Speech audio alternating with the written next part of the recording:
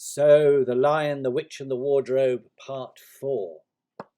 In Part 3, if you remember, Edmund had been captured by the White Witch, and the children had met Father Christmas, who had given them some very special gifts. And the children had also met Aslan, the great lion, for the very first time.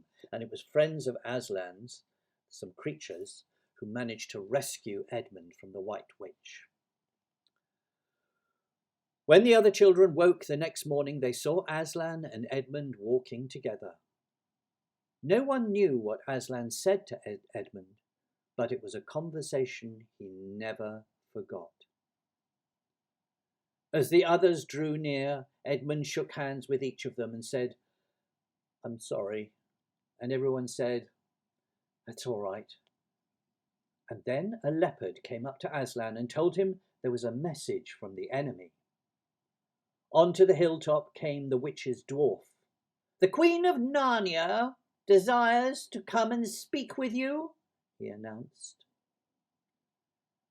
"Tell your mistress that I grant her safe conduct, but she must leave her wand behind her at the great oak," replied Aslan. A few minutes later, the White Witch stood before Aslan. "You have a traitor there, Aslan," she said. Everyone knew she meant Edmund. "And the deep magic says that for every treachery I have a right to a kill. Otherwise Narnia will perish in fire and water." "It is very true," said Aslan solemnly.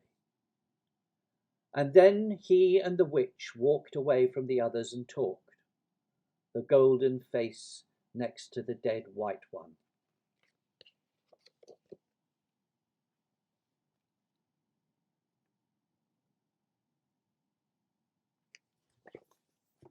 It was a terrible time, this, for everyone, waiting and wondering. At last the witch left with a look of fierce joy in her face. As soon as she had gone, Aslan said, "We must move from here." And so they all set off. And as they walked, Aslan outlined to Peter his plans for the battle.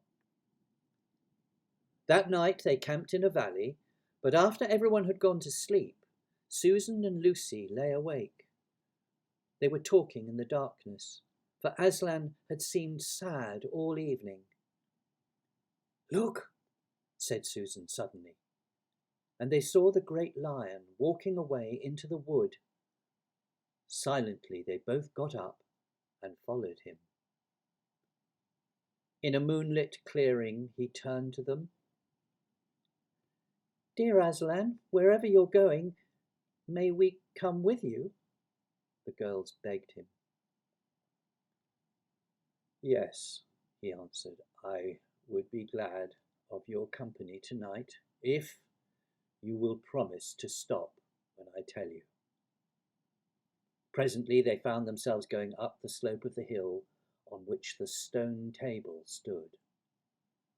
At the edge of the trees, Aslan stopped and said, "Children, you must leave me to go on alone now, and whatever happens, do not let yourselves be seen.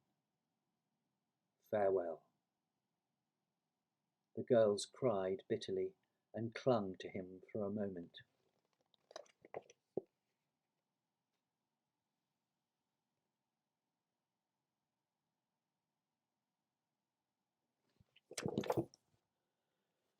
A great crowd of evil creatures was standing all around the stone table, and in the middle of them was the witch herself.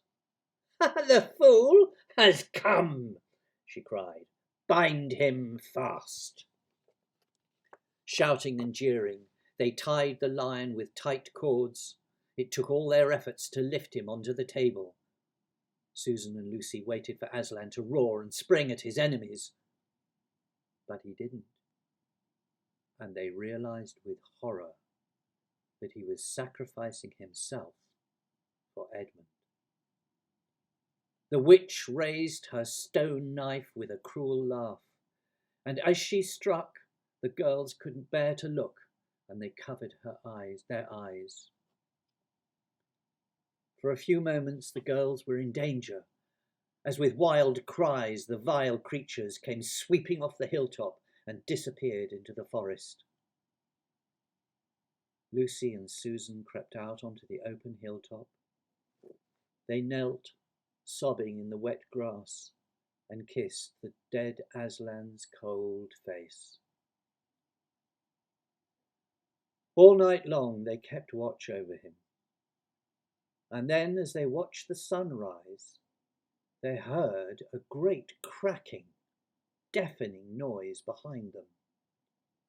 The stone table was broken in two, and Aslan had gone.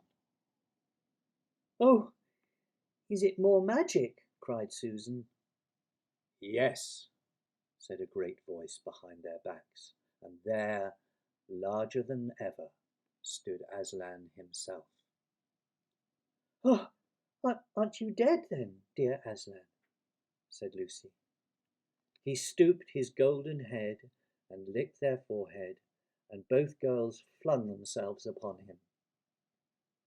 "You see," he told them, "there is a magic even older than the deep magic. And it says that if an innocent victim is killed instead of a traitor, the table would crack and death would start working backwards. Oh, children, I feel my strength coming back to me." And he roared. Then Aslan told Lucy and Susan to climb onto his back, for they had a long way to go. They sped through the orchards of snow-white cherry trees, past roaring waterfalls, and down into wild valleys.